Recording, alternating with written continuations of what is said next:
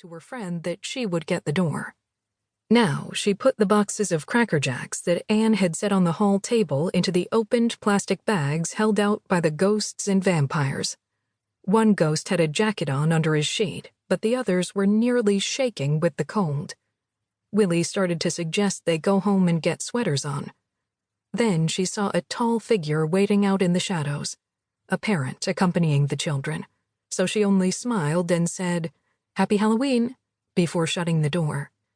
"Thank you," the children said politely, but their faces showed signs of disappointment, and it occurred to Willy to wonder as she closed the door if these children had been hoping for something more from this tall, dark old house hidden off the street, something more exciting than a nice woman saying nice things. Perhaps she should run around the front of the stone house and jump out at the children from the bushes, shrieking, giving them a good Halloween scare? But no, the parent would probably be furious, and besides, she was cold.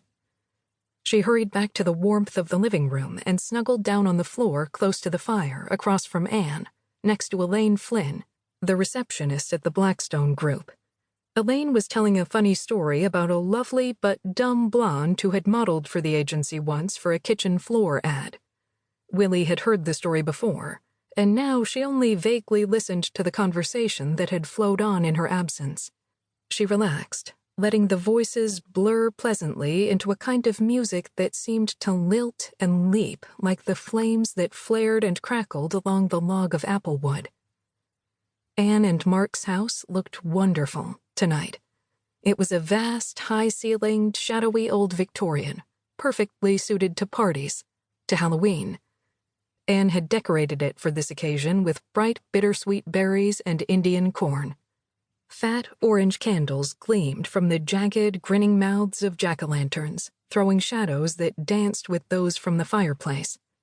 Willy had helped Anne carve the pumpkins earlier that day. They had salted and roasted the pumpkin seeds, then munched on them as they worked in the kitchen, preparing the buffet dinner. Later, they set bowls of seeds out for the party. A creamy pumpkin soup sat warming in a silver chafing dish in the dining room, along with a huge bowl of thick, hot chili, cornbread, and a green salad. How long would it be before she had another night like this, Willy mused. Another day like this, leisurely chatting with Anne while they prepared for a party or just a dinner for the four of them, laughing, licking chocolate mousse off the beaters. Willy looked at her friend, then at the fire. Willy and John were moving away, to Nantucket, an island isolated from the mainland by 30 miles of Atlantic Ocean, where they knew no one, had no friends, where John would give himself over to his work. Willy felt Anne's gaze on her, and she turned her head to see her friend's sympathetic smile. Anne knew how Willy felt. Of course they would have other nights like this. Nantucket was not the moon. But the everyday ease of companionship would be gone. Already, the intense intimacy of friendship had been broken, by both women. Anne was pregnant and would soon be involved in her family, and Willy would go off with John.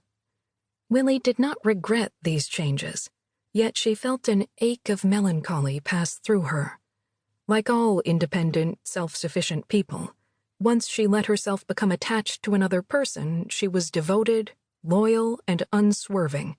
She would not easily find a friend to replace Anne.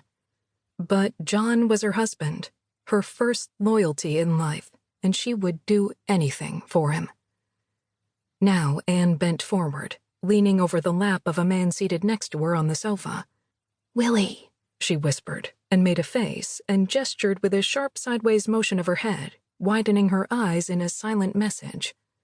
Willy looked out into the hallway. John was leaning against the door into the dining room, drink in hand, grinning at the young woman who was slithering along the wall next to him, all slinky in a tight black jersey dress. Erica Hart, a young artist at the agency where John worked, had gone slightly punk tonight, her thick black hair slicked up and back, and her slim body adorned with lots of clattering jewelry. She looked sensational. "Oh, Erica," Willy laughed, whispering back. "Anne, she's lovely, but don't you know she's..."